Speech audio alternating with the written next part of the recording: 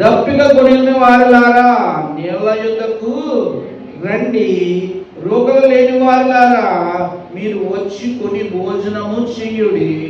రండి, రోగులు లేకపోయినను ఏమీ నియ్యకయే ద్రాక్షారసమును పాలును కొనుడి. 2వ వచనం కూడా చదువుకుందాం. ఆహారము కాని దాని కొరకు మీరు ఎలా రోగులిచ్చెదరు? సంతుష్టి కలుగు చేయని దాని కొరకు మీ కష్టార్జితం ఎందుకు వ్యయపరచెదరు? నా మాట జాగ్రత్తగా ఆలకించి మంచి పదార్థమును భుజించుడి. మీ ప్రాణము సారమైన దాని యందు సుఖింపనీయుడి. ఇక్కడ దేవుడు ఎవరిని రమ్మంటున్నాడు? ఇక్కడ దాహం ఉండేవారిని అందరినీ రండి. మరి ఎక్కడికి రమ్మంటున్నాడు? నీళ్ళ యుద్ధకు రండి అని పిలుస్తూ ఉన్నాడు. రోగం లేని వారిని అందరినీ వచ్చి కొని భోజనం చెయ్యుడి. రండి, మీ దగ్గర రోగాలు లేకపోయినను ఏమీ నిజకయే ద్రాక్షారసమును పాలుని కొనిడి. ఏమి ఇవ్వకుండా ఏమన్నా కొనగలమా? అసలు లాజిక్ ఏంటిది?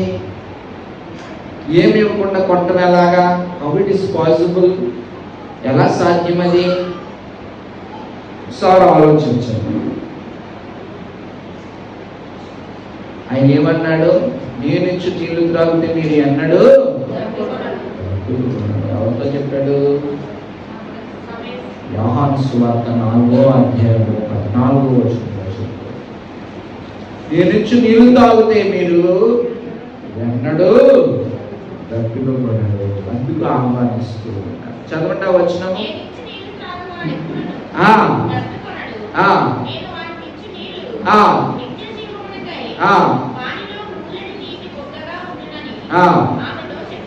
నిత్య జీవమున కొరకై వాడిలో ఊరడి నీటి బుగ్గగా ఉండాలని నిలిచిపోతుంది.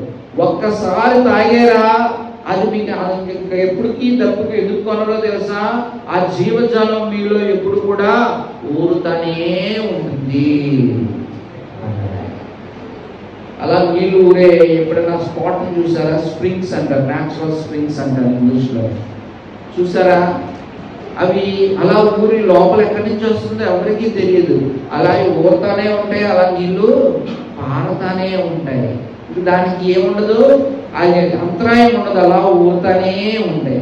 అలా దేవుడిచ్చి నీళ్లు తాగితే ఎప్పుడు మీకు దాహం రాదు ఇంకా. ఎందుకంటే మీలోనే అది నీరు అలా ఊరుతానే ఉంటారు. ఆ నీరు ఇవ్వగలిగిన వారు ఎవరు?